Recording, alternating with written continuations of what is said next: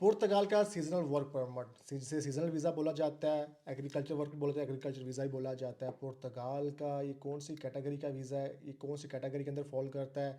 क्या इस visa category के अंदर आके आपको यहाँ पे टीआरसी कार्ड मिलता है या नहीं मिलता? अगर ये वीज़ा आप अपनी होम कंट्री से अप्लाई करना चाहते हैं, तो क्या इसमें आपको डॉक्यूमेंट्स कौन से रिक्वायर्ड होते हैं, जो को आपको यहाँ की कंपनी की तरफ से रिक्वायर्ड होते हैं, वो हम आपको इस वीडियो में डिस्कस करने जा रहे हैं, बताएँगे आपको।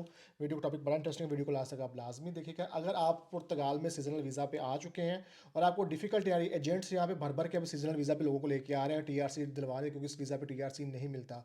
तो अगर ये पुर्तगाल आगे हुए हैं और आपने अगर टीआरसी कार्ड लेना है, तो आप भाई हमारी टीम से कांटेक्ट कर सकते हैं। बायो में और स्क्रीन पे भी नेम आ रहा है, डिस्क्रिप्शन में भी कॉन्टैक्ट डिटेल और ऑफिस का एड्रेस भी मौजूद है लिस्बन में। आप डायरेक्ट आके लॉ फॉर्म में लॉयर के साथ मिलें, अपना टीआरसी कार्ड ले जाएं।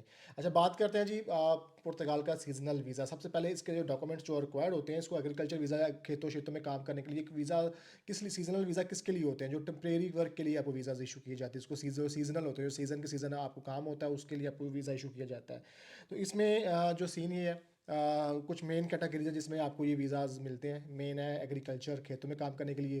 दूसरी कैटेगरी कंस्ट्रक्शन वर्क के लिए आ जाता है, कंस्ट्रक्शन में काम करने के लिए आपको वीज़ा दिया जाता है। तीसरा आपको वेयर हाउस और इस तरह की जो मैन पावर को कंप्लीट करने के लिए वीज़ाज़ दिए जाते हैं। दूसरी कैटेगरीज भी आती हैं और बहुत से लोग आए हैं जो कि दूसरी लेबर कैटेगरी, जैसे रेस्टोरेंट में लोग चाहिए या मामला, लेकिन वो बहुत स्ट्रॉन्ग टाइज शो करनी पड़े, जैसे आपको तंदूर पे काम करने वाला बंदा नहीं मिल रहा, तो वो लोग भी स्पॉन्सर कर सकते हैं, अपना एज ए एम्प्लॉयर बंदा बुला सकते हैं। लेकिन मोस्टली जो फेमस कैटेगरीज हैं वो यही है, एग्रीकल्चर, कंस्ट्रक्शन, वेयर हाउस या इस तरह की स्पेशल स्किल वर्कर जो वीज़ा होता है जिसकी डिमांड होती है यहाँ पे, उनको ये सीजनल वीज़ा दिया जाता है। अब सीजनल वीज़ा के ऊपर जो है वो सबसे पहले जब आप कोई कंपनी आपको ऑफर करती है, तो कंपनी की तरफ से जो डॉक्यूमेंट्स रिक्वायर्ड होते हैं वो क्या आपको जर्नल से बता देते हैं।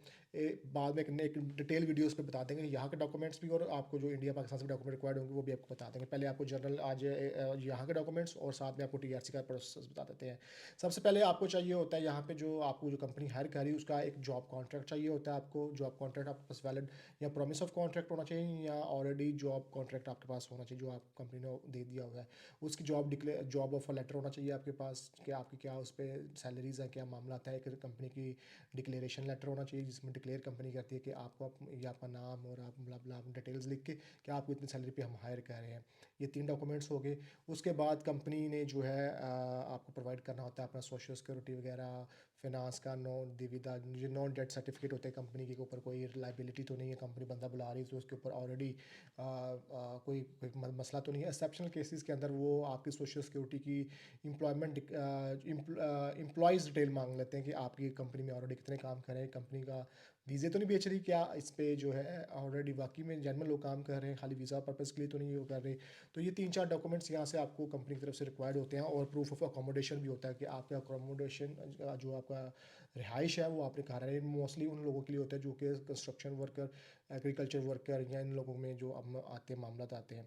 बाकी ये 4-5 मोटे मोटे डॉक्यूमेंट्स हैं जो आपको रिक्वायर्ड होते हैं। बाकी जो आपके होम कंट्री से आपकी सॉरी हेल्थ इंश्योरेंस भी, वो आपके होम कंट्री से आपने प्रोफाइल जब फाइल प्रिपेयर करनी है, आपकी हेल्थ इंश्योरेंस, आपका क्रिमिनल सर्टिफिकेट, आपके जो ट्रैवल डॉक्यूमेंट हैं, जो पासपोर्ट हो गया, मामला हो गए, फ़ोटो होगी, जो भी मामला था, एप्लीकेशन फॉर्म हो गया, वो एक अलग वो वहाँ के आपके वो आपका जो कंसल्टेंट होते हैं वो आपकी फिल कर देते हैं। लेकिन यहाँ से आपको मेन इंपॉर्टेंट है आपका जॉब कॉन्ट्रैक्ट, आपका जॉब ऑफर लेटर, आपकी कंपनी की डिक्लेरेशन, कंपनी का नॉन डेट सर्टिफिकेट्स, और यही 2-3-4 और कंपनी अगर अकोमोडेशन प्रोवाइड करे तो अकोमोडेशन लेटर या अकोमोडेशन मामला जो भी है वो कॉन्ट्रैक्ट घर का जो भी वो चाहिए होता है। तो ये डॉक्यूमेंट्स रिक्वायर्ड होते हैं। अब इस पे बहुत से लोग वीज़ा अप्लाई करके आ रहे हैं जो कि खेतों के वीज़ा पे आ रहे हैं, कंस्ट्रक्शन के वीज़ा पे आ रहे हैं। वो लोग आके ये आपको वीज़ा इशू किया जाता है अबव 90 डेज़ और मैक्सिमम टू 70 डेज़, यानी कि 7-8 महीने 9 महीने का वीज़ा होता है। 7-8 महीने का वीज़ा पहले सीज़न जब गर्मियाँ चलती है तो खेतों बातों में काम करने के लिए होता है, सर्दियों में सीज़न ऑफ हो जाता है।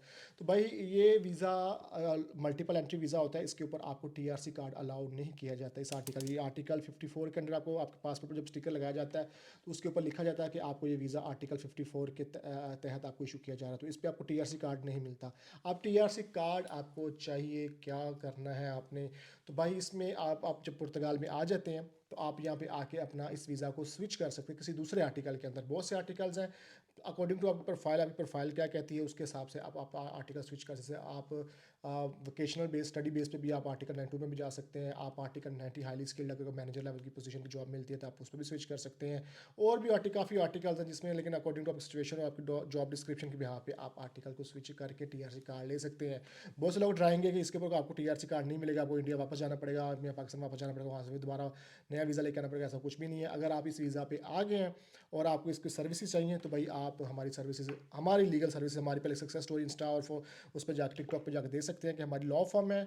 मुझसे मिलने की ज़रूरत नहीं है, डायरेक्ट ऑफिस आएँ, पुर्तगीज़ लॉयर्स बैठते हैं, हम पुर्तगीज़ लॉयर हायर करेंगे तो आपके मामला भी सॉल्व होंगे। अगर एजेंटों के चक्कर काटते रहेंगे, आगे एजेंटों ने चक्कर दे के आपको बुला लिया प्रॉमिस करके कि आपको टीआरसी कार्ड दिलवाएंगे और यहाँ पे लाकर छोड़ दिए, अब जाओ खली वली, हम आपको अब कुछ नहीं कर रहे, तो आपको फिर आप जलील ख्वार। और उसी तरह अगर आप दूसरे देसी एजेंटों के पास जाओगे तो फिर आप जलील ख्वार। फिर भाई ऐसी जो रियलिटी है वो रियलिटी है।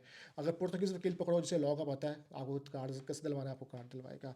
तो ये अगर आप हमारे लीगल असिस्टेंस चाहिए तो भैया आप हमारी टीम से कॉन्टैक्ट करके डायरेक्ट ऑफिस विजिट कर सकते हैं। इस वीज़ा को E8 वीज़ा कैटेगरी भी बोलते हैं। ये कैटेगरी E8 की कैटेगरी का आता है। ये जॉब सीकर वीज़ा नहीं होता। जॉब सीकर वीज़ा वाले भी इसको आपस में मिक्स कर रहे होते हैं। ये सीजनल वर्क परमिट होता है, सीजनल वीज़ा होता है, ना कि job seeker. Job seeker visa D10 category के अंदर आता है, वो एक डिफरेंट कैटेगरी है, ये एक डिफरेंट कैटेगरी है। तो लिहाजा आप दोनों ने मिक्स नहीं करना है इसको, ये डिफरेंट डिफरेंट है। तो अगर आपको लीगल असिस्टेंस चाहिए तो टीम से कॉन्टैक्ट करके भाई ऑफिस आ जाएँ, और अपना जो कार्ड है रेजिडेंस प्रोसेस का जो प्रोसेस है वो स्टार्ट करवा के अपना विद इन मंथ्स आप अपना टीआरसी कार्ड ले सकते हैं। मिलते हैं नेक्स्ट वीडियो में एक नई इन्फॉर्मेशन, एक नए टॉपिक के साथ। अपना बहुत सारा ख्याल रखिएगा।